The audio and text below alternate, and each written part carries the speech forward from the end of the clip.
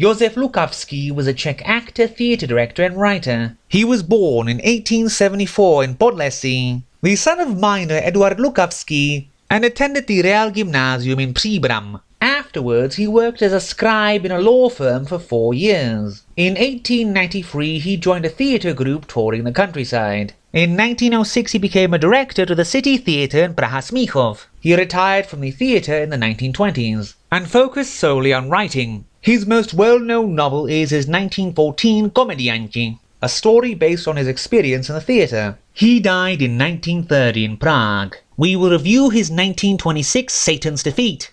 The novel begins with Zdeněk Kment inviting all his friends and his beloved Helen to his apartment one last time. He had lost all his money on the stock market and this party cost him every last cent he had. He has a revolver ready to shoot himself with after the party. But when he tells his friends, they all abandon him, and his servant takes the revolver as back pay. As he sits abandoned, he remembers a mystic formula he learned from a scholar of the Kabbalah and summons Satan. He appears as a ridiculous old man, and offers the heartbroken Kment the ability to see the truth of the world for 1 year, before giving Satan all his blood to bathe in to grow younger as a result. Kment agrees and Satan gives him money and power, then tells him and his friends of the creation of the first woman, and how Lucifer took her and had been procreating with her since. After a time in Paris, the two go to Berlin, where they arrive at a secret government building, which has secret camera broadcasts from all over the world in 1926 somehow, where the Germans are busy planning revolts and rebellions all over the world for the sake of a one-armed usurper who wants to become ruler of the world.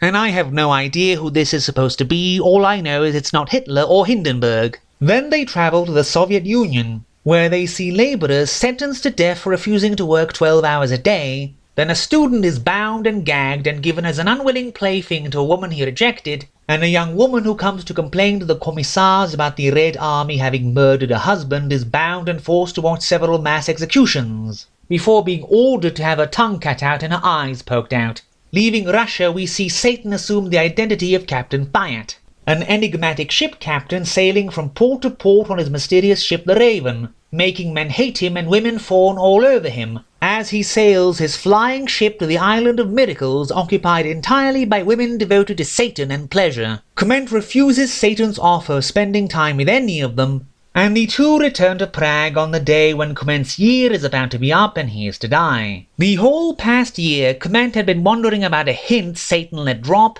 about a unique girl with sky blue eyes whom Kment had seen but does not remember. It was actually Lucy, the daughter of his neighbour, who had been taking care of his apartment the whole time he was gone, and had been secretly in love with him. Satan would release Kment from his contract if he were to corrupt Lucy, but he refuses. Then they meet and Lucy ignores and belittles Satan so much he willingly tears up Kment's contract and leaves the two in peace.